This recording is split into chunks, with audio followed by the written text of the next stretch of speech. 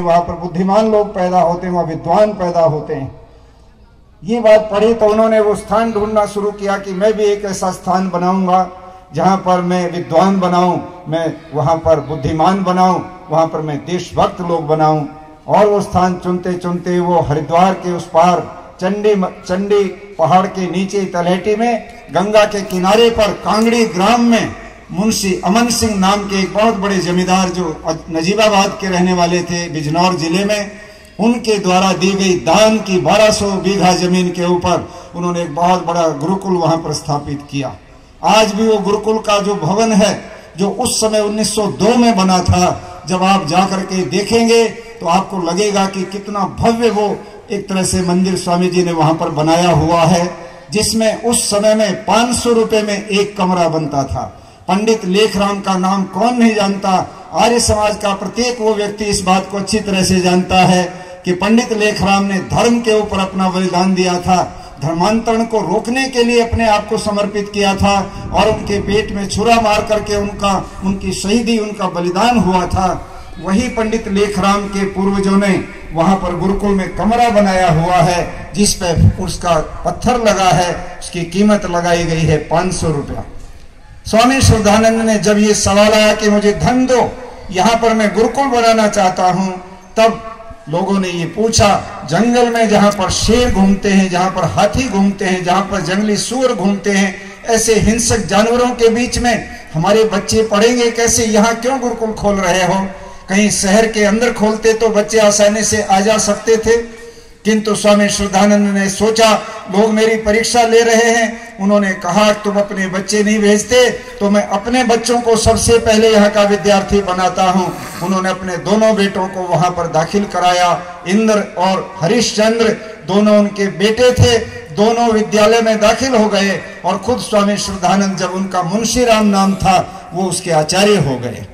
जब लोगों से कहा कि दान दो मुझे, तो लोगों ने दान नहीं दिया और स्वामी श्रद्धानंद ने फिर सोचा कि शायद लोग मेरी परीक्षा ले रहे हैं, वो मेरे से अपेक्षा रखते हैं कि मैं इसमें क्या त्याग कर सकता हूं, मैं क्या दान दे सकता हूं। तब स्वामी श्रद्धानंद ने अपने दोनों बच्चों के पास एक कागज भेजा। सुबह के 3 बजे थे और दिनों तो 4 बजे सब बच्चे उठते थे, किंतु सुबह 3 बजे एक दिन स्वामी श्रद्धानंद जी ने दोनों पुत्रों को बुलवाया अपनी कुटिया में। दोनों बच्चों को चिंता हुई कि आज पिताजी हमको किसी गलती के कारण से धमकाएंगे, आज शायद दंड मिलेगा, क्योंकि पूरे वर्ष भर कभी उन्होंने हमें इस तरह से नहीं बुलवाया था, आज क्यों बुलवाया है 3 बजे? अभी तो सब सोए हुए हैं पर स्पेशल हमको बुलवा लिया। दोनों डरते हुए जब वहां गए तो जा करके वो कहने लगे, पुत्रों मैं तुम्हारे सामने अपने दिल की बात रखता हूं, और वो बात यह है कि इस गुरुकुल को आगे बढ़ाने के लिए मैं, जो मेरी कोठी है जलंधर में, जिसके लीगल वारिस तुम दोनों हो, जो मेरे बाद तुमको ही प्राप्त होगी, वो हमारे पुश्तैनी जमीन नहीं है, वो मेरे पूर्वजों की जमीन नहीं है, वो तो तलवन गांव के अंदर है, किंतु मैंने लाहौर और जलंधर में वकालत से जो पैसा कमाया था उसके माध्यम से खरीदी गई वो कोठी, उसके तुम ही वारिस बनोगे। किंतु मैं तुम्हारी इजाजत से, क्योंकि तुम्हें उस बात का कष्ट नहीं होना चाहिए, मैं उसको बेच करके गुरुकुल में पूरा का पूरा उसको दान देना चाहता हूं। जब ये बात कही तो दोनों बच्चे सहन से गए और एक कागज जो लिखा था जिसमें उन्होंने अपनी इच्छा व्यक्त की थी, बच्चों की ओर से एक बात थी कि हम आपके इस प्रस्ताव से सहमत हैं। जब ये बात उनके सामने रखी तो हरिश्चंद्र चिंतित हो गया और उसकी आंखों से आंसू बह निकले कि पिताजी ने ये क्या फैसला ले लिया, आज तो हम गुरुकुल में है और गुरुकुल से निकलकर फिर हमको कहाँ जाना होगा। किंतु इंद्र छोटा था, वो भावुक था, जोशीला था, उसने आगे बढ़ करके कहा कि क्या देख रहे हो, लाओ ये कागज मुझको दो, पहले निर्णय मैं करता हूं। उन्होंने पढ़ा और कहा कि भाई पिता की इच्छा को हम इस प्रकार से सोच करके पूरा करने की बात करेंगे तो हमसे ज्यादा और निकृष्ट कौन हो सकता है, लाओ पहले हस्ताक्षर मैं करता हूं। अपने हस्ताक्षर कर दिए और फिर हरिश्चंद्र की तरफ वो कागज सरका दिया और उनको भी फिर वो हस्ताक्षर करने पड़े। अपने जो जमीन और इतनी बड़ी पोस्ट कॉलोनी में बनी कोठी को दान देने का परिणाम ये निकला कि जब वेदारंभ संस्कार हुआ, गुरुकुल कांगड़ी के अंदर नए बच्चों का दाखिला हुआ, उस समय वहां पर बच्चों को हाथ में दंड देकर, सिर मुंडवा करके, शिखा और सूत्र पहना करके उनको भिक्षा के लिए आचार्य लोगों के बीच में भेजता है कि जाओ तुम भिक्षाटन करके आओ। उस भिक्षाटन में जब बच्चे जाने लगे तो वहां पर एक बच्चा ऐसा भी था जो जाते जाते एक माता की तरफ आगे बढ़ गया। माताएं जिधर बैठी थी उनमें जाकर एक माता ने अपनी जेब से 1500 रुपए निकाल करके उसकी जेब में डाल दिए। और जब वो 1500 रुपए उसकी जेब में डाले तो उस समय वो बड़ा आश्चर्य में पड़ा। उस जमाने का 1500 रुपया लगभग 1.5 करोड़ रुपए से कम वर्तमान का नहीं होगा। वो देख करके वो बड़ा आश्चर्य में पड़ा और वो और भिक्षा में करके वापस लौट आया और आकर के आचार्य की झोली में वो पैसे जब डाले तो पूछने लगे किसने ये पैसे दिए, कि माताओं में एक माँ ने ये पैसे दिए हैं। वो माता थी पंडित लेखराम की विधवा, जिसने अपने पति को इस देश के ऊपर बलिदान होते देखा था, जिसने देश के लिए सब कुछ अपना लुटा देने का एक समय देखा हुआ था, जो श्रद्धानंद की भावनाओं को समझते थे, उन्होंने वो दिया। और वो पैसा जिसकी झोली में पड़ा था वो थे पंडित बुद्धदेव विद्यालंकार, जो बाद में स्वामी समर्पणानंद सरस्वती बने। आर्य समाज के इस विरासत के अंदर, इस धरोहर के अंदर आज तप त्याग और ये जो उत्साह है, आज हम ये कहते हैं आज भी श्रद्धानंद हमारे लिए उतने ही प्रासंगिक हैं। आज हम लोग जब समाज और देश का सवाल आता है तो हम कहीं ना कहीं उन सारी चीजों में बंध जाते हैं जहां पर लाखों रुपया हम बर्बाद करते फिजूल खर्ची में। विवाह शादियों में होने वाला आज जिस प्रकार से जो पैसे का एक प्रकार से अपव्यय है, जो दुरुपयोग है, लाखों लाखों रुपए के बैंड, लाखों रुपए की शराब की बोतलें और कॉकटेल पार्टियां, बड़े बड़े सामियाने और बड़े बड़े जो बैंक्वेट हॉल है वो बुक करा के कई कई लाख रुपया एक एक शादी में जब हम लगाते हैं, और जब धर्म और समाज के लिए, देश के लिए और वेद प्रचार के लिए प्रस्ताव आता है तो हम लोग अपनी जेब में ये कोशिश करते हैं कि सबसे पुराना और मैला नोट है वो दान में सरका देते हैं, बाकी नहीं। ये कहां सोच हमारे चले गए।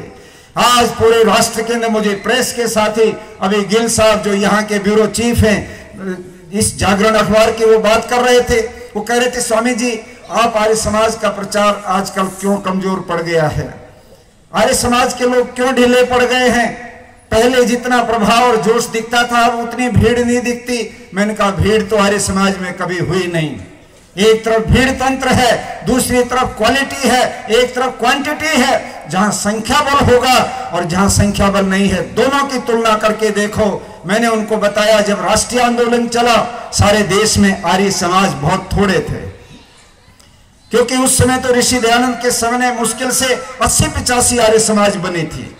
लोग आर्य समाज से बहुत ज्यादा नहीं जुड़े थे, किंतु उस समय के इतिहास के पन्ने जब उलटते हैं तो एक एक पन्ने के ऊपर ऐसे ऐसे क्रांतिकारियों का इतिहास पढ़ने को हमको मिलता है जो आर्य समाज की भट्टी में तपे और उसके बाद देश के ऊपर वो अपना बलिदान दे गए, शहीद हो गए। चाहे शहीद आजम सरदार भगत सिंह को हम देखते हैं, उनके चाचा शहीद अजीत सिंह को हम देखते हैं, और इसी प्रकार से उनके चाचा स्वर्ण सिंह को हम देखते हैं। पूरा परिवार बलिदान हो गया। ऋषि दयानंद की प्रेरणा से उनके दादा ने ये जोपोवित लिया था। हम चाहे राम प्रसाद बिस्मिल को देखते हैं जो 8वीं क्लास का विद्यार्थी था तो आर्य समाज में दीक्षित हुआ और उसने फिर अपनी जिंदगी इस देश के लिए फांसी के फंदे को चूम करके शहीद कर दी। हम लाला लाजपत राय को देखते हैं जिनके ऊपर लाठियां पड़ी लाहौर की सड़कों पर। सैंडर्स के वध के खिलाफ, साइमन कमीशन के खिलाफ जब उन्होंने जुलूस निकाला, कितने लोगों के नाम गिनाए। भाई परमानंद के भाई बाल मुकुंद, जब लॉर्ड हार्डिंग का जुलूस निकल रहा था चांदनी चौक के ऊपर दिल्ली में, तो उसने उसके ऊपर बम फेंका और भाई बाल मुकुंद गिरफ्तार हो गए 110 लोगों के साथ। और उस गिरफ्तारी के बाद जब उनकी नई नई शादी हुई, उनकी पत्नी राम रखी देवी उनके घर पर थी। अभी वो आई थी, पति जेल में है, पत्नी घर पर आ गई है, अभी पति पत्नी मिले भी नहीं।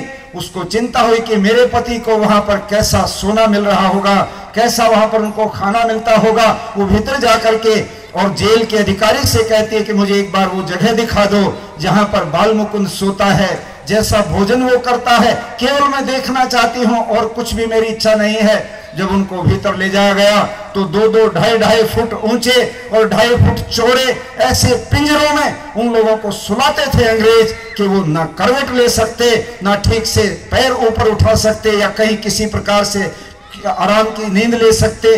जब इस तस्वीर को उन्होंने देखा, राम रखी देवी ने घर आकर के अन्न छोड़ दिया, जल छोड़ दिया, और 10 दिन के बाद राम रखी देवी भी इस देश के ऊपर शहीद हो गई। हमारे इस देश के इतिहास में ये कहानियां इतनी हैं जिनके पीछे कहीं ना कहीं आर्य समाज का योगदान दिखाई देता है। किंतु आज जब हम ये सम्मेलन करते हैं, श्रद्धानंद और राम प्रसाद बिस्मिल के उन सिद्धांतों को, उन बलिदानों को आज कौन याद कर रहा? आज तो यहाँ गुणगान होता उन लोगों का जो कहीं ना कहीं धर्म और संस्कृति के नाम पर कलंक रहे, जो रोज वेश बदलते थे, विदेश जाते तो पैंट और गाउन पहन करके, चोगे पहन करके घूमते थे। एक 15 मिनट के व्याख्यान से पूरी दुनिया के अंदर जिस व्यक्ति ने अपना परचम फहरा लिया, उसके पीछे जो लोग लगे उन्होंने उसको स्थापित कर दिया। किंतु देव दयानंद ने, जिन्होंने सारे दुनिया के प्रलोभनों को ठुकराया, जिनके सामने उदयपुर के महाराजा ने जिस समय प्रस्ताव रखा कि एक लिंग की गद्दी तुम ले लो, ये तुमको हम अपना महंत बनाना चाहते, इस गद्दी का महंत राज्य परिवार का महंत तो होता है, उनका गुरु होता है, आपको हम सौंप रहे स्वामी जी, बहुत रुपया इसके ऊपर चढ़ता है, इससे जितना वेद प्रचार करो उतना ठीक है, कर लेना। दयानंद गंभीर हो गए। जब राजा ने पूछा, स्वामी जी उत्तर नहीं दिया आपने, आप इस प्रस्ताव को स्वीकार करो, क्योंकि ऐसा प्रस्ताव आपके पास दूसरा कोई लेके आने वाला नहीं है। स्वामी दयानंद जी ने गंभीर होकर के पूछा, राजा प्रस्ताव तो आपका बहुत बड़ा है, किंतु मैं ये भी जानना चाहता हूं कि इसके पीछे कोई आपकी शर्त है क्या? राजा ने कहा, एक शर्त है, आप मूर्ति पूजा का खंडन मत करना। आप ईश्वर की प्रतिमा बन सकती है, इसका खंडन मत करना। आप ये कहना ईश्वर साकार भी है, निराकार भी है, केवल इतना संशोधन कर लो, उसके बाद जो तुमको पसंद आए वो करो। हम इतना ही आपसे प्रस्ताव रखते हैं। स्वामी दयानंद जी ने गंभीर होकर के कहा, राजा ये प्रस्ताव मुझे स्वीकार नहीं। राजा को गुस्सा आया, ये कैसा सन्यासी है, इतना बड़ा प्रस्ताव रख दिया, हम अपना गुरु बना रहे हैं, केवल मूर्ति पूजा के खंडन छुड़वाना चाहते हैं और इस पर भी ये इतना जिद कर रहे हैं। उन्होंने कहा, स्वामी जी सोच लो, ऐसा प्रस्ताव आपको कोई और लोग और कोई व्यक्ति आपके सामने लेकर आने वाला नहीं है। तब दयानंद सरस्वती ने कहा था, मैं जानता हूं राजा, इतना बड़ा प्रस्ताव शायद और कोई व्यक्ति नहीं रखेगा मेरे सामने, किंतु आप भी अच्छी तरह से सोच लो, अटक से कटक तक, कन्याकुमारी से केरल तक, कन्याकुमारी से कश्मीर तक आप भी घूम जाना। दयानंद के सिवाय ऐसे प्रस्ताव को ठोकर मारने वाला भी आपको दूसरा व्यक्ति नहीं मिलेगा। दयानंद ने इस प्रकार के सारे प्रस्तावों को ठुकराया। आज मैं ये कहना चाहता हूं, वेद की प्रतिष्ठा के लिए जिस दयानंद ने बिरजानंद को ये अपने एक प्रकार से वचन दिया कि दक्षिणा के बदले, बिरजानंद कहते तुम शेर भर लौंग ले आए दयानंद, इससे दक्षिणा पूरी नहीं होगी, तुम तो स्वार्थी निकले, केवल एक शेर लौंग देकर इतनी ऊंची शिक्षा प्राप्त कर ली और तुम फ्री हो गए। तुम्हें चाहिए कि तुम कुछ और सोचो। स्वामी दयानंद ने सोचा, शायद गुरुजी ये कह रहे हैं कि दक्षिणा कम रह गई। उन्होंने कहा, जी मैं कुछ और लौंग ले आता हूं। उन्होंने कहा, अब भी तुम नहीं समझे? तो बोले, तुम बताओ आपका प्रस्ताव क्या है, वो मेरे सामने रखो। गुरुजी ने कहा, आज वेद के विरुद्ध मान्यताएं पूरे समाज को पूरी तरह से प्रभावित कर रही हैं। धर्म के नाम पर आज पाखंड और अंधविश्वास सिर के ऊपर चढ़ करके बोल रहा है। महिलाएं अपमानित हो रही हैं, उनको पढ़ने का अधिकार नहीं, उनको यज्ञ करने का अधिकार नहीं, उनको सभा सोसाइटी में बैठने का अधिकार नहीं, उनको कोई निर्णय लेने का अधिकार नहीं। वो पर्दे के भीतर बेचारी गुलामी की जंजीरों में जकड़ी पड़ी है। अनपढ़ औरतें रहेंगी तो कैसे संतान योग्य बनेगी? दयानंद, तुम एक ही काम करो कि वेद के प्रचार और प्रसार के लिए अपना जीवन दे दो। स्वामी दयानंद जी ने अपने गुरु के चरणों में अपना मस्तक रख दिया और कहा कि जो आपका आदेश है वो मैं सिरोधार्य करता हूं और इसी के लिए मैं अपनी जिंदगी लगाऊंगा। हमको ऋषि दयानंद ने एक रास्ता दिया हुआ है कि वेद की मान्यताओं के विपरीत कोई भी हो, चाहे कोई बड़े से बड़ा कोई राजा महाराजा हो, चाहे कोई बड़े से बड़ा कोई धनवान हो, जो भी कोई हो, यदि वो वेद की मान्यताओं के खिलाफ कोई काम करता है, हमको उसके साथ कोई समझौता करने की जरूरत नहीं पड़ती। आज मुझे ये चिंता इस बात की हो रही है कि हमारे लोग किन्हीं बातों के अंदर इस बात को छोड़ देते हैं कि नहीं, दूर दूर तक फिर भी कोई बात नहीं, ये मूर्ति की पूजा भी कर ले तो, और कुछ भी कर ले तो, ये बलि पशुओं की बलि मंदिरों में दे ले तो, ये श्राद्ध कर ले तो, ये और कुछ भी कर ले, किंतु फिर भी है तो अपने ही, ये अपने ही करके आर्य समाज कमजोर होता चला गया। ये बात मैंने पत्रकार से कही और उसको ये बात बड़ी आश्चर्यजनक लगी कि बात कितनी षड्यंत्र की चल रही है।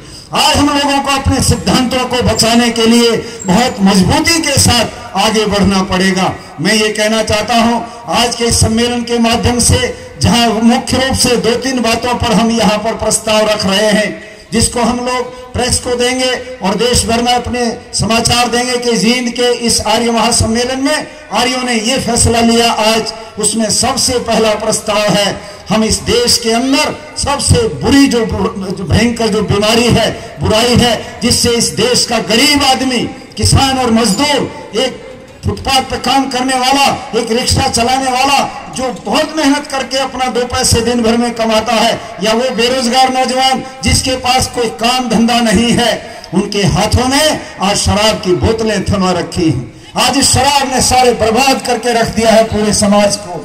आज करोड़ों करोड़ों घर इस शराब के कारण से बर्बाद हो रहे हैं।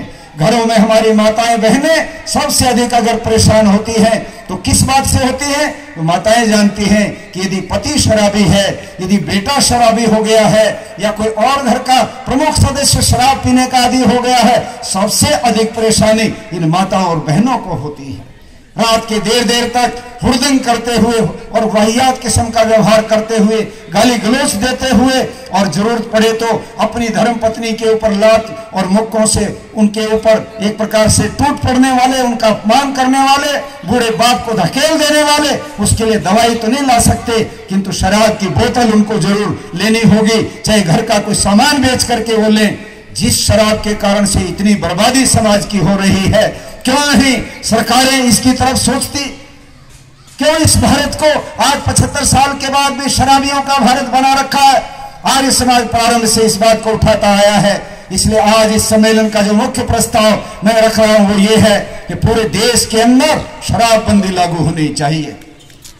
पूरे देश में शराबबंदी, ये सब्जेक्ट है प्रांत का, संवर्ती सूची नहीं है, ये केंद्र की सूची नहीं है, ये प्रांत की सूची है, क्योंकि संघ राज्य है हमारे देश के अंदर, संघीय व्यवस्था है, अर्थात केंद्र के कानून अलग ढंग के होते हैं, प्रांत अपने अलग कानून बना सकता है। किंतु यदि एक प्रांत बंद करता है तो उसके चारों तरफ जो दूसरे प्रांत हैं उनमें शराब खुली रहती है, तो स्मगलिंग होती है और ज्यादा पैसे में वो बिकती है। और वही पिछले दिनों इस कोरोना काल में तो हरियाणा 1 नंबर पर चला गया। जो शराब की पेटियां, हजारों पेटियां जो पुलिस के मालखानों में जमा थी, चोरी की जो पकड़ी हुई थी, वो भी निकाल करके बिकवा दी गई, और उसके ऊपर आज ठंडे बस्ते में उस फाइल को रख दिया, उसकी जांच तक होने नहीं दी जा रही है। कौन थे वो लोग जो शराब इस कोरोना में भी, जब घर से बाहर आदमी निकल नहीं सकता तब भी घर पर शराब की बोतल उसको बड़े आराम से उपलब्ध हो जाती थी।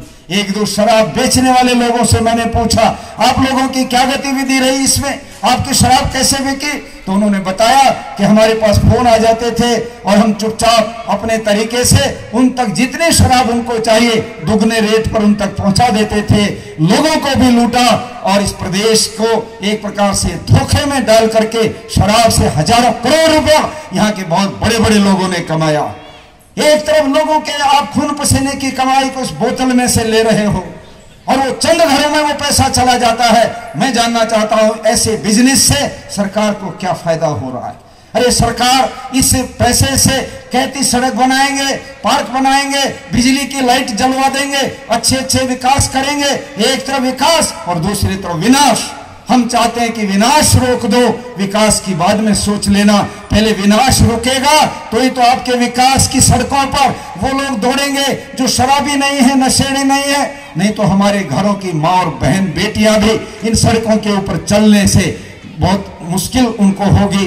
वो मजबूर होंगे कि कैसे ऐसी जगह पर चलें जहां